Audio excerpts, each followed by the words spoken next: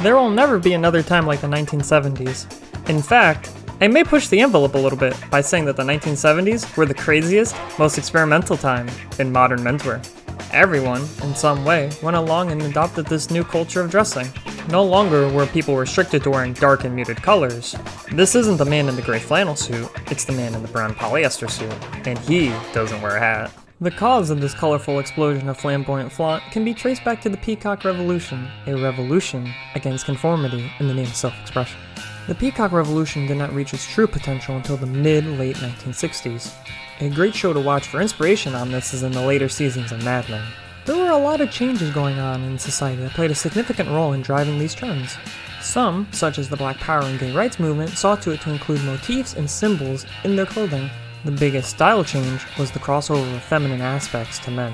The Peacock Revolution developed an androgynous style of dressing where an outfit could cater to both sexes. But this style of the Peacock Revolution was over by the early mid-1970s. The popular colors of the time were pastels. Then it turned into 10 shades of autumn with more hues of brown and orange. The most seen pattern was plaid. Everywhere you look, plaid. Big plaid, small checks, everywhere. Side note, this was the decade to really popularize plaid pants. Earlier in previous decades, you saw this game of outlandishness and golf with go to hell pants. It was a way of dressing that you are so confident in your game that you are willing, of your own free will, to wear some wacky pants. Also seen worn were stripes. Chalk stripes make a comeback, so too were wider boater stripes. It's kinda like the 1920s/1930s again, more on that later. In the accessories department, there were a lot of ties inspired by nature motifs. They were very vibrant and eye-catching. Common designs were paisley, trippy psychedelics, and geometric shapes. They also reached widths up to 4 inches, with keeper ties being the outlier, with widths up to 5 inches. Here's some I've had handed down to me. Quick note, these ties are very common in thrift stores. If you like the designs, I saw someone take them and turn them into a craft project. Link in the description if you want to check it out and get inspired. Fad is one letter away from fade. Fads fade away so easily, hence why I'm not going to be mentioning certain trends that lasted less than a few years. I wish to focus on fads that went to the end of the decade. On screen are some honorable mentions. The most popular fad, arguably, was flare-legged pants. Who made them popular and why? Our story begins in the 19th century. The sailors in the Royal British and US Navy didn't have standard uniforms for junior enlisted sailors. They made their own style, crafting wide trousers with bell-shaped cuffs at the hem. The cut of the trousers gave it some utility that if a sailor falls overboard, he can remove his pants, tie the bottoms in a knot, and inflate them with air. This is due to the pants often being made with cotton fibers that swell, holding air. They can be used to make a makeshift flotation device. Fast forward to the 1960s during the Peacock Revolution, many in the movement wished to avoid mainstream fashion with places like the mall.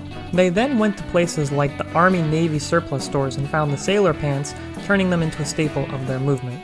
The second popular fad was wide lapels on jackets. The silhouette that was desired at the time for men was V-shaped.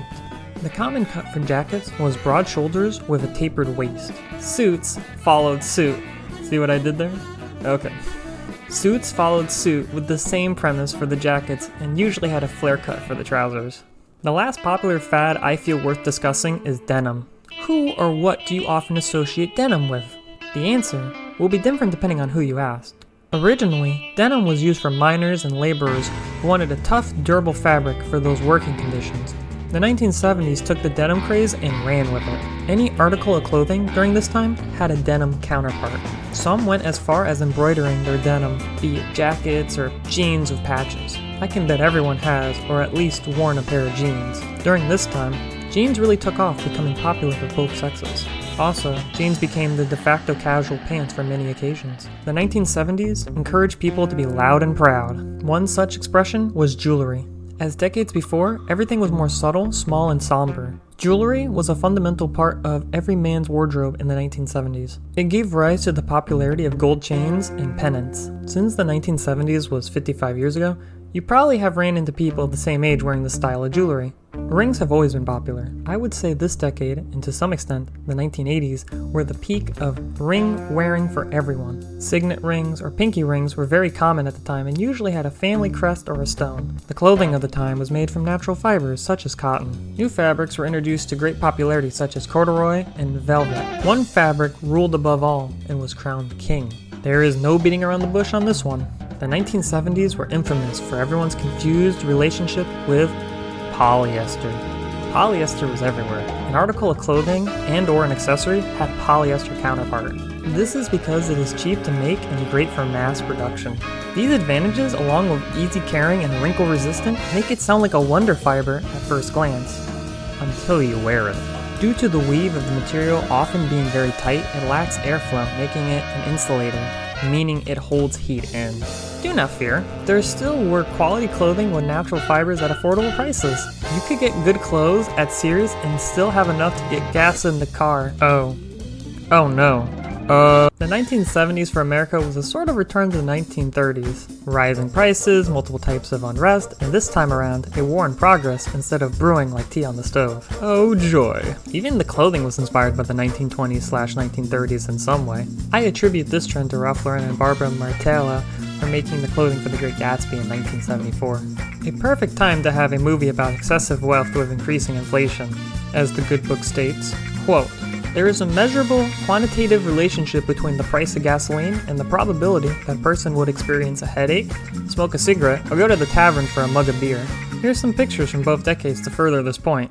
More realistically, disco music influenced style towards a return to the 1930s. If you have ever been up in the club, you know that tight clothing is very restrictive. Not that you can move anywhere, being packed like canned sardines on the dance floor. For dancing, you want something loose and flowing, which exactly was the clothing like generally. The shirt wasn't, however. It was tight to give that masculine muscle view of the chest when half unbuttoned. The final parallel to the 1930s I'm gonna make is swing music and disco are the same in nature. Now hear me out. Both are dance-oriented music to bring people together with rhythm, being very desirable to dance to. You could dance socially, alone, or with someone at either of these functions. Finally, both are decade-defining music of their time, so much that it was a way of life, a movement, you could call it. The black sheep for black tie was in the 1970s. Realistically, this was the last decade for it to be seen regularly worn. Because most people don't even have a tuxedo even now. Unlike the name implies, black tie was anything but somber colors. What sets apart black tie during this time besides the color is the newfound appreciation for redesigning it. In fact, the tuxedo became more of a blend between a morning suit and a tailcoat with how the jacket was cut. The jacket may even have black outer lining or velvet lapels for added flair. When you first see a tuxedo shirt from the 1970s, you may feel like you're going back in time. The shirts often included ruffles on the front and on the cuffs, a callback to the Edwardian era. Black tie isn't complete without a bow tie. Not a necktie, it should never be one, and yet it happens far too often. The bow ties were big to be in proportion to the rest of the outfit. Classic black tie with only black was still worn, but often by older generations or at more serious events. It's easy for someone to look at this decade as the low point of men's tailoring. People with an eye for traditional taste dislike the direction this decade took in its fads. Too much of a departure from classic styling, labeling disco as the scapegoat, a decade to be forgotten. Honestly, not giving the 1970s a fair chance. I understand the perspective and criticism. There are some valuable complaints such as the use of synthetics and odd trends among them. To me, that's what makes it a fun decade to explore though. The experimental and rebellious nature of it all. I also see this decade as the beginning of the modern day discussion around menswear. Is clothing status or expression? As above, so below, the truth is in the middle. Back then and now, we are encouraged to experiment and find our individual style. Let people do what they want, both with clothing and their lives. Repression can lead to resentment. This is what many groups in society had experienced before this decade.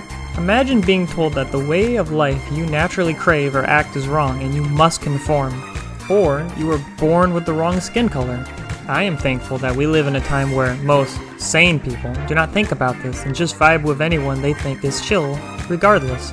Truly embodying the spirit of the 1970s today.